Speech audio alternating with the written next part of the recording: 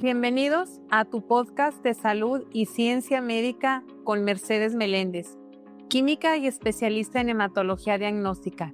Estamos muy contentos y agradecidos esta tarde porque tenemos un tema muy interesante y muy importante para que te quedes y lo escuches con detenimiento. Sabemos que vas a aprender y vas a poder identificar situaciones y procesos mentales, circunstancias en tu vida que quizá te hayan llevado a esta situación de la depresión y la ansiedad. Y ahora te voy a hacer una pregunta. ¿Te has sentido cansado emocionalmente sin saber por qué? Bueno, estas preguntas nos las va a responder nuestro invitado en este segundo episodio del podcast Salud y Ciencia Médica con Mercedes Meléndez y nuestro invitado, el doctor Endir Jiménez. Le doy la bienvenida. Bienvenido, doctor Endir, nuevamente. Estamos aquí muy contentos, pues queriendo aprender, doctor. La verdad, el primer episodio nos gustó mucho. Hemos tenido muy buenos comentarios y una aceptación muy grande. Y bueno, sabemos que es un tema muy importante, doctor. Un tema que a lo mejor antes lo veíamos complejo, la depresión y la ansiedad. Un tema que también hemos visto, pues que tiene como muchos estigmas o tabúes, pero bueno, ahorita en la actualidad estamos en una apertura muy grande ya de un conocimiento muy importante y desarrollo. Así que esta pregunta, doctor Endir, ¿te has sentido cansado emocionalmente sin saber por qué? Bueno, pues primero que nada, muchas gracias por la invitación nuevamente, Mercedes, aquí a tu podcast. Gracias. Y para responder a esta pregunta, pues muchas veces el cansancio emocional no viene de lo que uno hace, viene de lo que uno carga. Todas esas preocupaciones, ese estrés, esos problemas que tenemos que solucionar, a veces nos agotan emocionalmente. Wow, entonces usted lo expresa como una carga, doctor Endir. Una carga que es algo pesado que llevas y por supuesto es lógico, ¿no? Imagínate, llevas una carga pesada, ¿cómo te vas a sentir? Pues cansado. Pero, ¿qué nos produce esta carga tan grande, doctor? Al grado de que nos quita las fuerzas, ¿no? Porque vamos llevando esta carga. ¿Qué situaciones en la vida nos dan esta carga tan grande? Bueno, pues primero que nada puede ser la manera en la que nos relacionamos con nosotros mismos, cómo resolvemos nuestros problemas y cómo nos cargamos de estrés. También hay que ver si tenemos algún patrón de autoexigencia que nos tenga en un momento constante de preocupación, porque ese momento constante de preocupación se puede convertir en un trastorno de ansiedad si no es bien manejado. Ok, entonces esa preocupación constante y sostenida a través del tiempo nos hace tener un estado mental en el que nos sentimos cansados, primeramente de la mente, emocionalmente, y esto hace que también nuestros órganos o nuestras funciones vitales se vayan debilitando y quitándole la energía, doctor Endir. Claro, de hecho el cansancio emocional es una de las primeras señales que nos avisa de que hay un desequilibrio neuroemocional. Es decir, son ya las primeras banderas que nos van avisando de que podemos estar bajo mucho estrés o bajo una carga que ya está afectando nuestros aparatos y sistemas. Al momento que vivimos bajo estrés constante, existen otro tipo de desregulaciones a nivel de la neurotransmisión. También a través del sueño, también hay aumento del cortisol.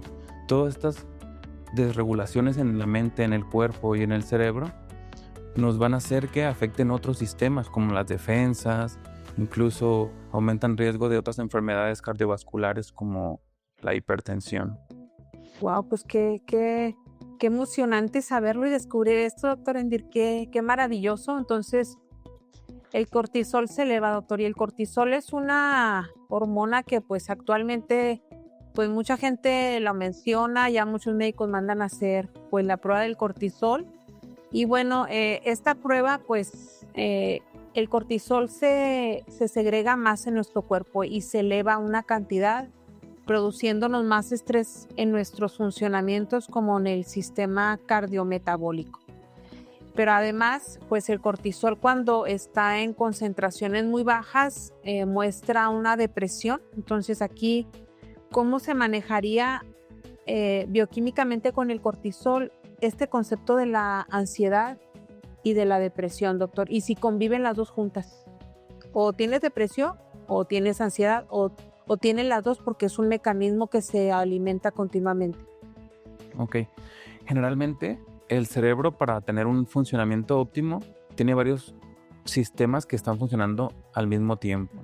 Es decir, en el caso de la ansiedad, pues es el estrés constante que genera otras alteraciones en el cuerpo que nos hacen tener predisposición a ciertas enfermedades cardiovasculares. Todo esto por la inflamación sistémica que nos genera, que puede llegar también a ser neuroinflamación. Y todo esto genera un desbalance en la comunicación del cerebro. El cerebro se comunica a través de energía bioquímica, que es a través también de nuestros neurotransmisores e impulsos nerviosos. Dentro de los trastornos mentales se ha encontrado una desregulación entre esos neurotransmisores como la dopamina, la serotonina, el GABA. Incluso ahí van nuestros tratamientos. La psicofarmacología es una herramienta que colabora en toda la parte del tratamiento biológico para integrar un tratamiento completo que sea biopsicosocial. Ok, me gustaría preguntarle en qué nivel, doctor, usted puede tratar a una persona de ansiedad o de depresión de una forma desarrollándole su lingüística, conociendo su historia, llevándole a propuestas de más armonía en su vida, a identificar patrones que son dañinos o negativos y le están llevando a este estado mental de depresión o de ansiedad, y en qué parte también usted lo une con ese apoyo terapéutico como nos está mencionando. Bueno, lo que sucede es que la manera que yo evalúo a mis pacientes es de una manera integral. Una de las zonas que yo evalúo en mis pacientes son sus potencialidades. Ahí podría tener lugar esto a que tú te refieres de cómo sacar un máximo potencial de los pacientes, Sí. porque yo me anclo más en las virtudes que aún están perseverando en el paciente. No pongo tanto énfasis en lo que está carente o hay que mejorar, porque yo me anclo en sus virtudes para poder sacarlo de ese bache o de esa mala racha que está pasando, para que se reconecte con su yo anterior que estaba buscando. Excelente, muy bien. Doctor, tenemos aquí una pregunta. ¿Sabías que la ansiedad no siempre es psicológica, sino que también a veces es bioquímica? Claro, es parte de lo que estábamos hablando.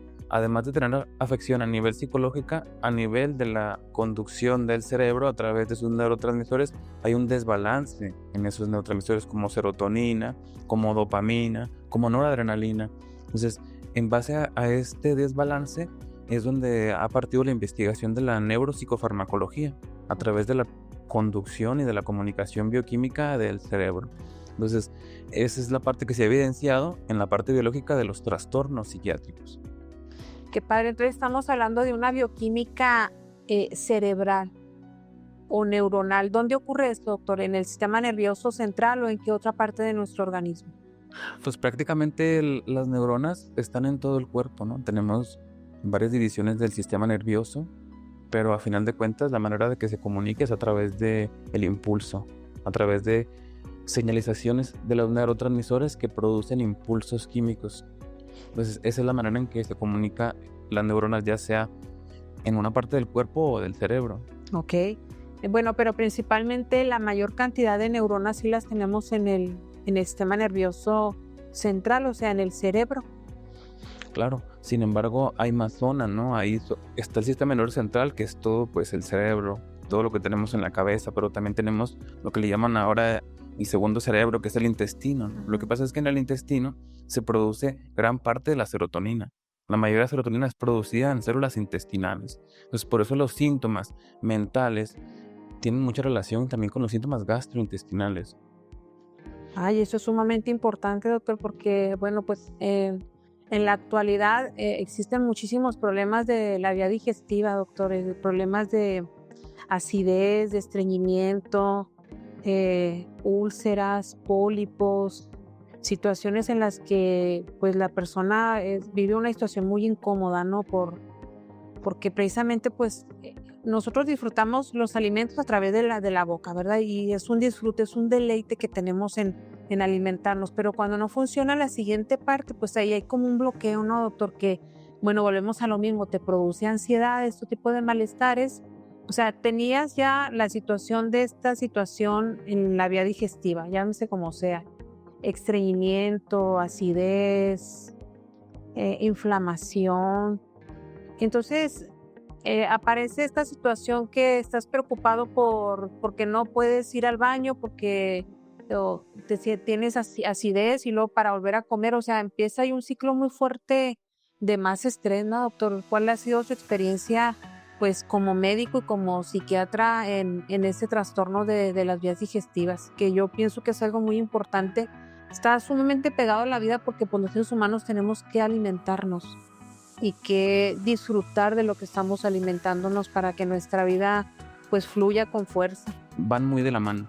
La mayoría de mis pacientes que tienen trastornos de ansiedad o de depresión, cuando tienen mucha carga emocional, el síntoma aparece en el cuerpo, ya sea en base de estreñimiento, de colitis, de gastritis, pero como dicen algunas bibliografías, todo lo que la mente calla, el cuerpo lo grita, ¿no? Entonces, de alguna u otra manera, hay una salida de este síntoma en la vía digestiva.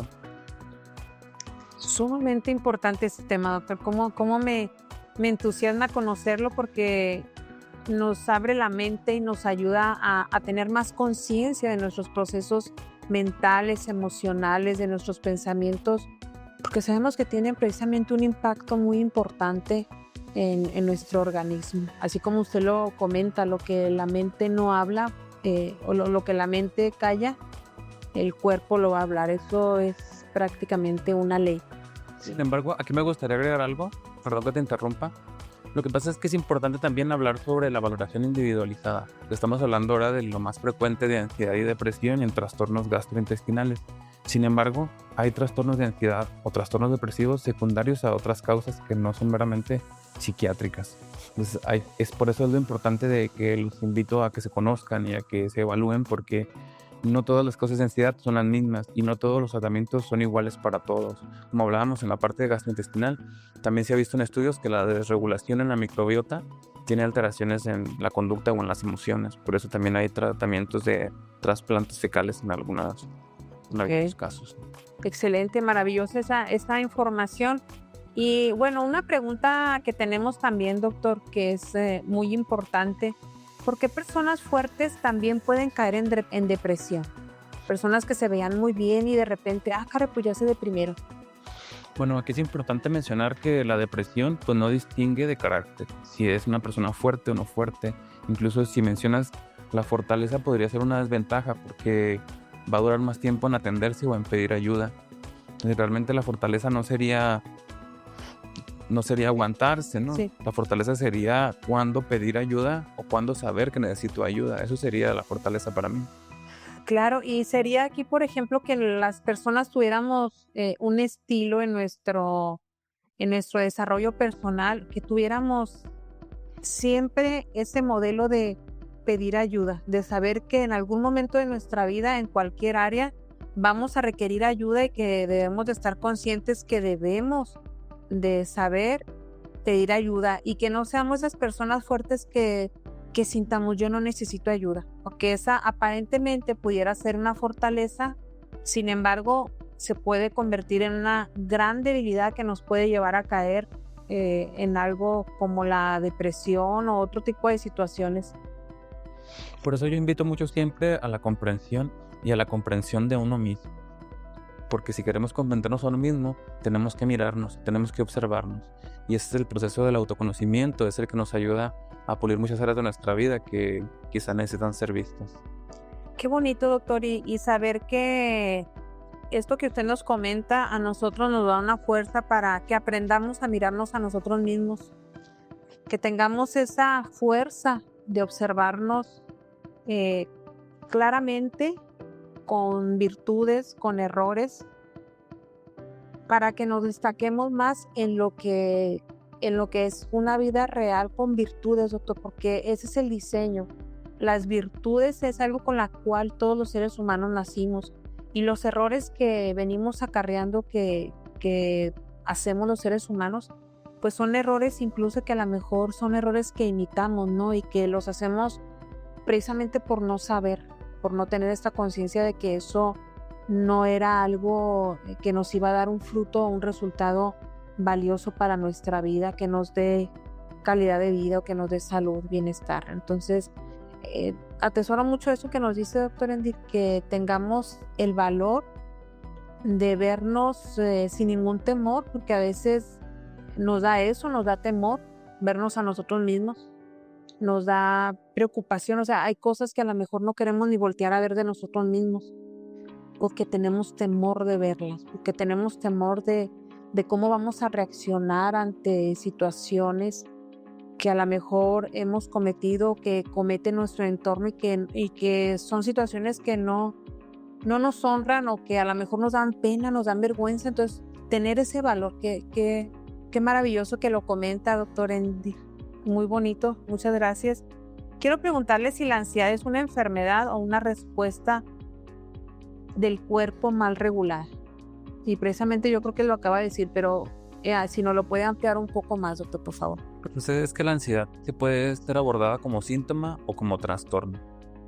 Y la ansiedad pues es parte de nuestra respuesta de huida o pelea, ¿no? Es lo que nos hace correr ante un peligro. Entonces, toda esa respuesta, cuando se sostiene a través del tiempo, es cuando genera problemas.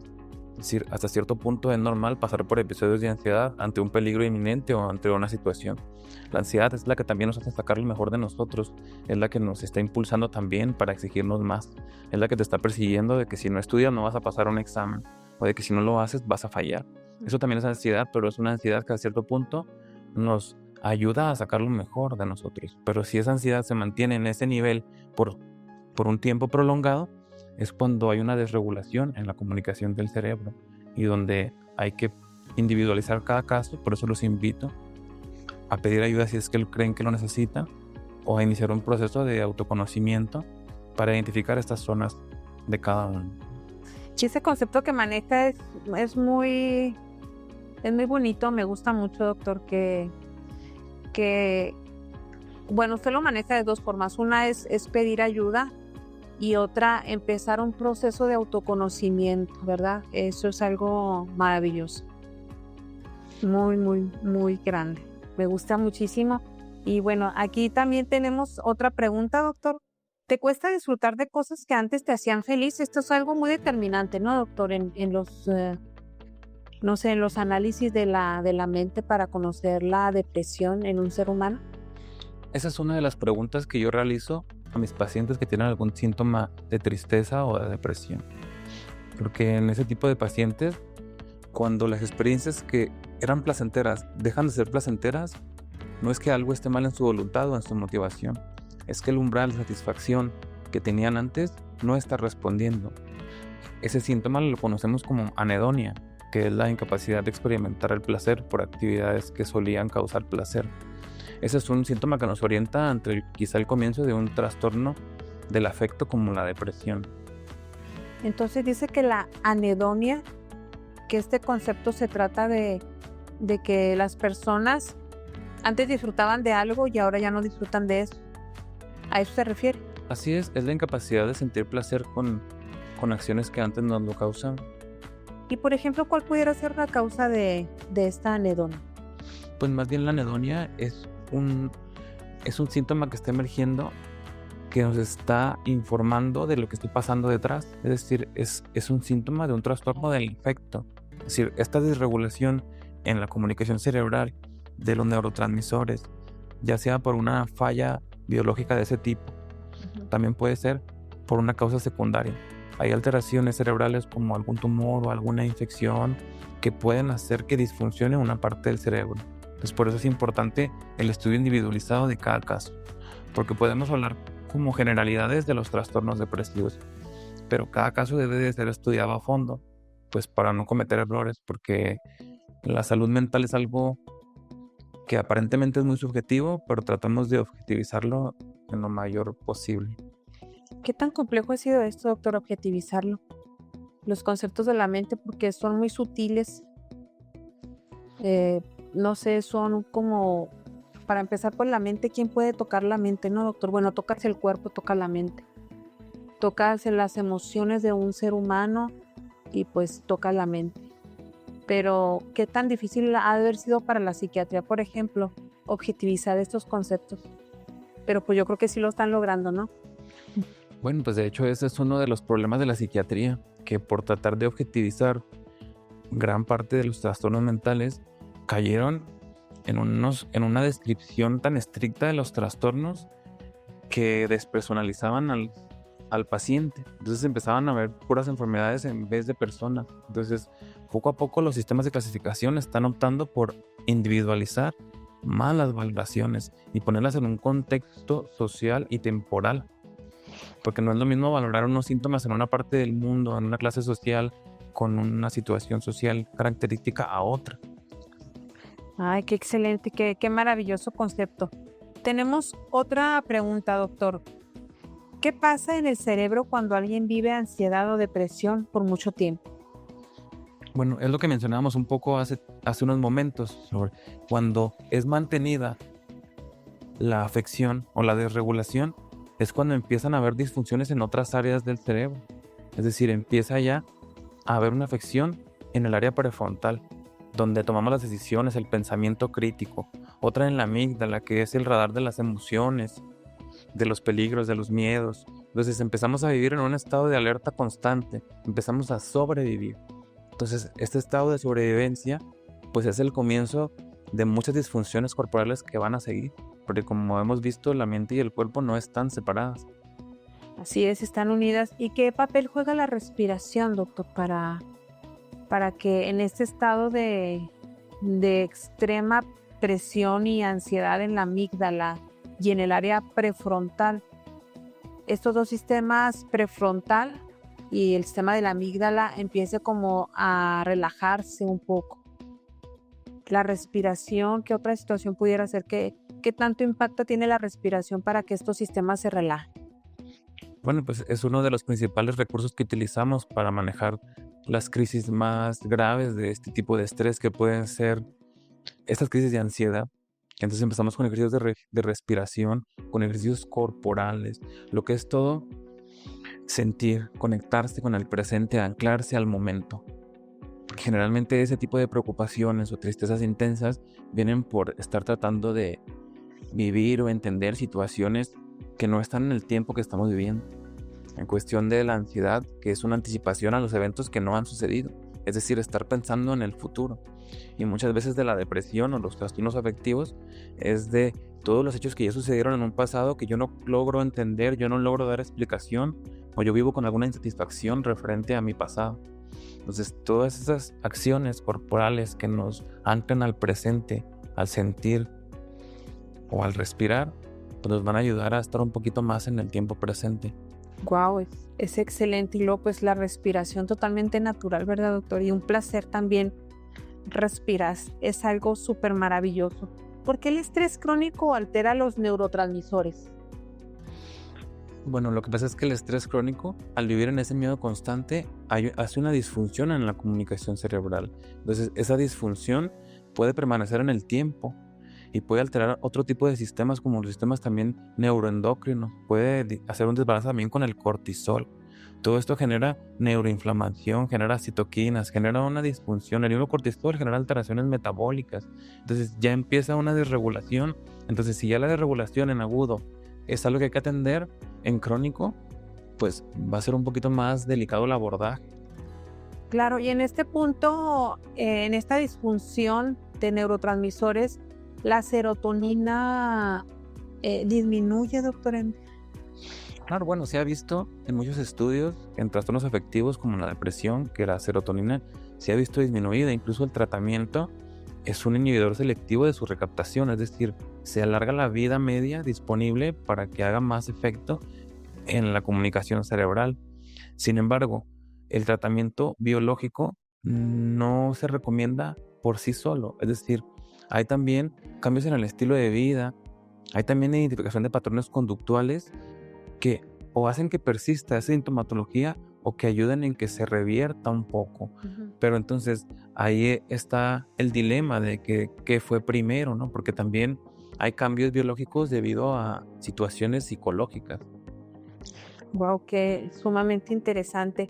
Doctor, una pregunta. ¿Por qué el descanso y el ejercicio pueden cambiar tu estado emocional, doctor Endel? Claro, pues es por lo mismo que hemos estado mencionando. El desbalance es un agotamiento constante, es un agotamiento emocional y físico. Entonces, el descanso, un adecuado sueño, un adecuado descanso, es donde el cuerpo se reestructura, se restablece. El tiempo de descanso del sueño es donde el cuerpo disminuye todas sus capacidades vitales para poder tener ese proceso de regeneración. Entonces, uno de los síntomas que yo veo en un paciente que no está mejorando es afección en su descanso, es decir, trastornos del sueño. Eso es uno de los síntomas cardinales en saber que algo está disfuncionando en la conducta de mis pacientes. Ok.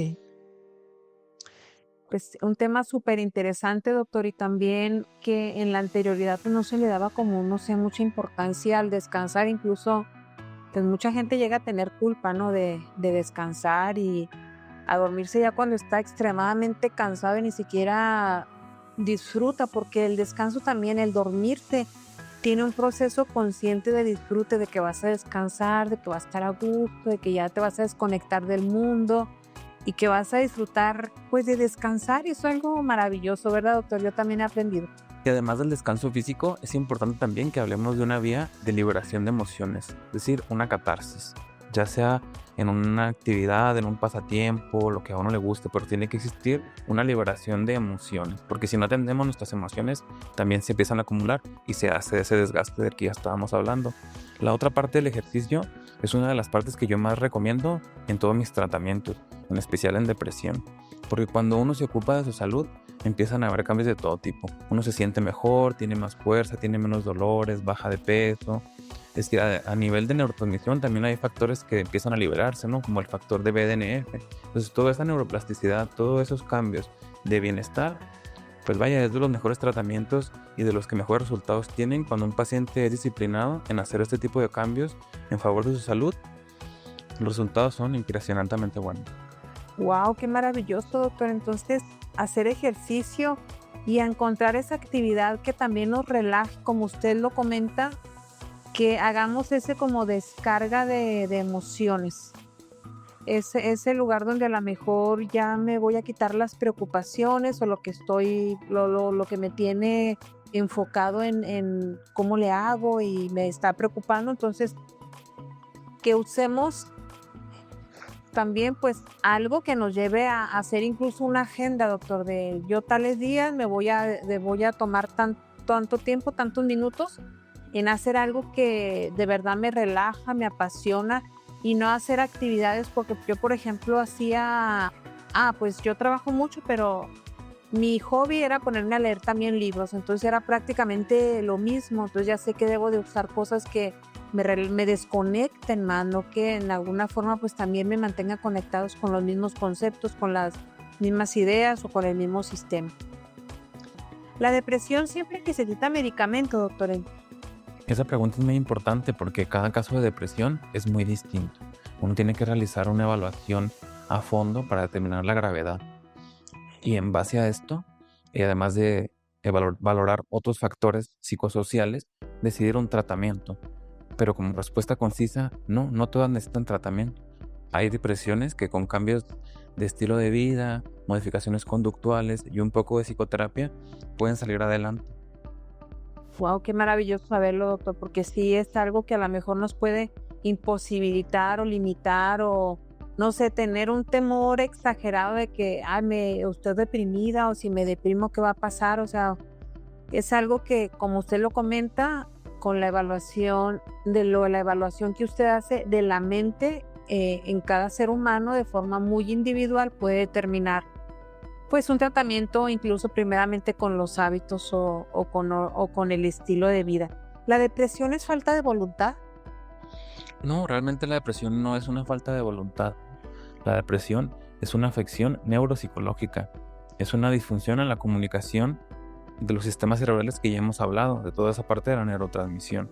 Entonces, el abordaje es biopsicosocial. Entonces, vamos a ver la parte biológica, vamos a ver los factores, ya sea protectores o los factores desfavorables o perpetuantes del paciente, para poder determinar en qué áreas de su vida podemos hacer algún tipo de intervención. Y la social, que es la manera que cómo se vincula con su entorno. Entonces, si se fija en esta parte, es muy integral el tratamiento. No solamente se modifica una parte de la vida del paciente. Si atacamos solamente uno de esos factores, la probabilidad de tener éxito en el tratamiento es menor. Claro, y veo que esa integralidad pues es algo muy importante y muy valioso, porque precisamente es eso lo que nos va a ayudar a las personas que estamos en depresión, a salir de este estado, ¿no, doctor? Este enfoque integral que usted nos comenta que realiza. Es algo también muy, muy hermoso. ¿La ansiedad se hereda o se aprende, doctor? Pues ambas, porque hay factores hereditarios que nos predisponen a la depresión. Es decir, como ya vimos, el papel de los neurotransmisores dentro de todo el proceso de la formación del neurotransmisor, así como de sus receptores, puede haber una falla. Entonces hay ya genes identificados donde dentro del proceso de producción de neurotransmisores o de receptores hay una falla. Entonces, eso está muy identificado que es hereditario. Sí. Sin embargo, también los factores psicológicos aprenden. La historia de vida de la persona tiene mucho que ver. Incluso desde antes del nacimiento hay factores ya de riesgo o protectores de un individuo. Ok, ¿cuáles pueden ser estos factores? Bueno, pues todo lo que sea un estrés a la madre o al sistema familiar, todo lo que sea una preocupación, el nivel de planeación. Si un hijo fue planeado o deseado, es súper importante, porque ahí ya podemos darnos una idea de cómo va a ser el entorno familiar. Si va a ser un entorno que tiene todo organizado, que hay amor, o es un entorno que son muy jóvenes, que no hay las capacidades socioeconómicas para todo esto, pues todo el sistema familiar va a sufrir de estrés y preocupación y un desgaste constante. Okay. ¿Qué tipo de entorno vamos a esperar para ese niño? Okay. Va a aprender desde la sobrevivencia, como ya hablamos hace unos momentos. Y desde su etapa fetal, ¿ya recibe él esta información, doctor? Pues no. Esta información de estrés. Pues claro, porque el estrés del ambiente lo resiente la madre. Y la madre pues está conectada con el periodo embrionario. Son un solo ser por bastante tiempo, entonces están comunicados a nivel cardiovascular.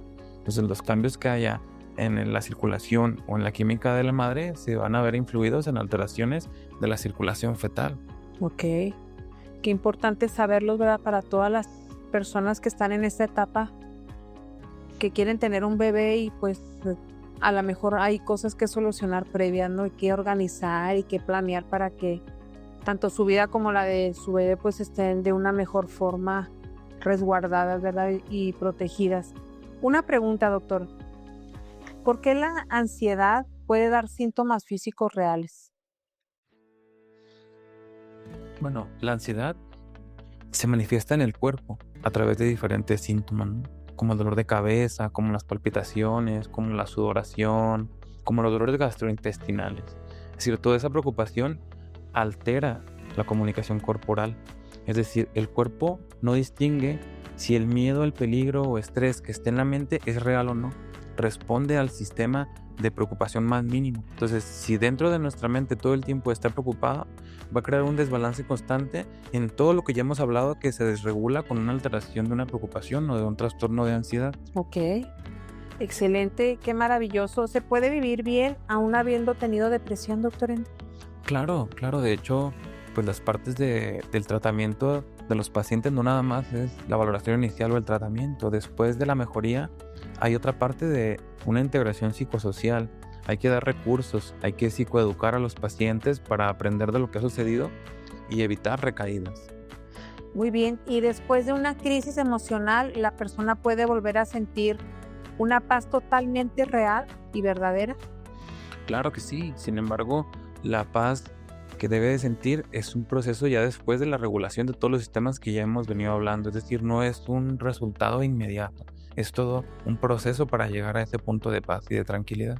Claro, en este sentido no hay una solución como inmediata o rápida, sino que es un proceso que se tiene que reestructurar toda la bioquímica cerebral y relacionada con el sistema endocrino, como usted nos lo comenta, entonces va a tener un proceso. Sin embargo, debemos de saber que sí puede restablecerse el sistema de bienestar, doctor, de paz, de alegría, de funcionalidad en todos los ámbitos de la vida, como el ámbito relacional, la salud, el financiero, el laboral, el profesional. Lo que sucede en este caso es que la depresión o este tipo de trastornos no afecta de la misma manera a todos. Es decir, hay personas que tienen recursos para afrontar este tipo de situaciones y hay personas que no tanto. Hay recursos un poco más maduros que otros. Entonces, dentro de esas habilidades para salir adelante es parte de lo que nosotros trabajamos, generar esos recursos esa estructura para generar una autorregulación, para no depender de agentes externos. Excelente. Y generar en la propia persona todas las herramientas o recursos, como usted nos dice, creando esta estructura en la psicoterapia y en este tratamiento terapéutico a través de usted como médico psiquiatra. Y bueno, qué maravilloso este tema, doctor. ¿Por qué entender lo que te pasa ya es parte de la sanación, doctor Endir? Que entender lo que nos pasa es ya mirarnos, es tratar de comprendernos, que ese es el primer paso. Y al momento de que empezamos con eso, ya podemos determinar si necesitamos ayuda profesional o no. Entonces, esa para mí es una de las más grandes fortalezas. El ponernos atención y determinar en qué manos vamos a dejar nuestra salud mental. Qué maravilloso, doctor. De verdad nos ha compartido esta tarde pues herramientas muy valiosas, muy poderosas, que en lo personal pues me abren otro panorama muy grande. Se lo agradezco mucho, doctor. Vamos a ir concluyendo nuestro segundo podcast de salud y ciencia médica. Y bueno, yo quiero que nos comparta de todas estas herramientas que usted nos ha agregado valor el día de hoy. ¿Cuáles son las 3 que usted resalta, doctor? Nos dijo muchas, pero vamos a cerrar con estas 3 que usted como médico psiquiatra considera muy valiosa, que nos va a agregar valor en saber para las personas que nos escuchan que han pasado por depresión o ansiedad. Sabemos que todos hemos pasado por estas etapas, doctor. Yo ahorita le comentaba que yo sí he pasado por ese tipo de situaciones de depresión, de ansiedad, incluso a un nivel de gravedad importante por crisis de angustia. Y pues gracias a Dios que ya no la tengo, pero sí he aprendido a manejar, a conocer mi mente, a observarme. Y todo lo que usted nos aporta esta tarde me enriquece mucho, me enfoca, me ayuda, me da claridad. Y bueno, pues si nos puede compartir estos 3 puntos que ya no los dijo, pero que los va a resaltar en este momento para que las personas tengan esta claridad. Bueno, pues primero que nada, lo que yo recomiendo a los espectadores, pues es el autoconocimiento, ¿no? El escucharse, el conocerse, el comprenderse. Y otro de los factores es, más que atenderse o buscar ayuda, si no lo necesita o cree que no lo necesita, también tratar de ver el enfoque de la prevención. ¿Por qué? Porque la única medicina efectiva es la preventiva. El único punto que tenemos para ganarle a la enfermedad es evitar que aparezca. Qué maravilloso y qué importante. Y yo invito a las personas que nos están escuchando que consulten al doctor Endir Jiménez, médico psiquiatra. Él estudió su especialidad de psiquiatría en La Habana, Cuba. Es de aquí de Chihuahua. Aquí da sus consultas en el Periférico de la Juventud, en Plaza Toledo. Hablen por favor al 614-688-2888. Pide una asesoría de verdad. Tu vida se va a transformar, vas a tener elementos, vas a tener herramientas para que tu vida sea más plena, más libre y utilices esos dones y esas virtudes con los cuales tú fuiste formado o formada. Bueno, pues ya para terminar, quiero terminar con esta frase de que la depresión y la ansiedad no te definen, simplemente te están informando que hay áreas de tu vida que necesitan un poco de observación y quizá acompañamiento. Muchas gracias, doctor Endir. Gracias por esta despedida tan profesional y de tan gran calidad. Nos estamos despidiendo de esta segunda edición del podcast Salud y Ciencia Médica con Mercedes Meléndez. Gracias por haber estado esta tarde con nosotros. Y bueno, les pido que pongan en práctica esta información tan profesional, tan actual y de verdad que produce un impacto tan grande en tu mente y en tu vida. Les mandamos un abrazo muy grande, nos despedimos de ustedes. Nos vemos la siguiente semana y aquí vamos a estar en contacto con cada uno de ustedes. Muchas gracias.